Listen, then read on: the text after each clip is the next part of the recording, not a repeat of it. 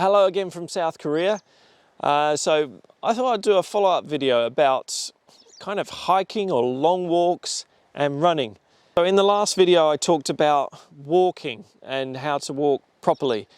Now when you extend this to long walks or hiking, when you're hiking up some really hard hills or mountains, and then you extend it further on to running, you might find that it's harder to do. And I'm just going to explain some of the issues involved with long hikes and running and generally higher intensity exercises, and some of the issues that you might have in maintaining the postural positions that I'm talking about, maintaining the correct movement pattern. So whether you're walking for a long time, you're hiking, you're running, when the intensity goes up, that's when maintaining postural integrity and moving properly becomes very difficult. When you start getting tired, when you start increasing that intensity, when you start increasing the load on your muscles, that's when you're going to eke back into your postural dysfunctions. As soon as you start pushing hard on something, that's when the shoulders are going to drop. You're going to get into those old habits, and so that's why some of this stuff's got to be limited a little bit if you want to improve things going forward. Also, you might want to cut the amount that you do as well. You might find that if you enjoy running 3 times a week, just the amount of times in the week that you run is going to make you maybe feel tired, and we don't want to be exercising when you're feeling so tired that you can't maintain that posture. What you've got to think about really, and this is the topic for a future video, is trade-offs.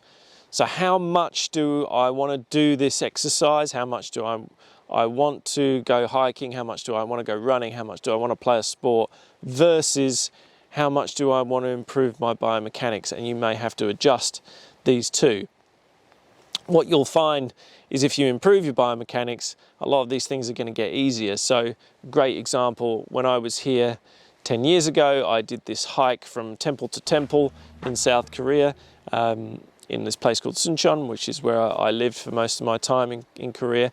And I remember it being extremely difficult. It was a difficult hike. I could be very sweaty and tired after the end of it. I did it the other day, 10 years on. I was about 31 at the time then. I'm now 41, and now it's a lot easier. I don't feel any achiness afterwards. I didn't even really sweat or find it difficult. And so that's 10 years older. Most people it would be the reverse. So if you improve your biomechanics, things like hiking, things like running become a lot more enjoyable. You don't have to put up with the aches and pains. You don't have to put up with the fatigue quite so much. You just improve your efficiency and you're not really straining parts of your body that you shouldn't. But you may have to give up or limit some of the activity that you do in the meantime before you can make the changes in the first place. That's just the message from this one, just a follow-up from the other video. If you really want to do these long hikes, hard runs, it's going to be hard to maintain the postural position. Obviously, you'll sink back into those dysfunctions and cause some of the problems that you're trying to fix. So again, it's the question of trade-offs, and I'll talk about that in the next video, and I'll see you next time.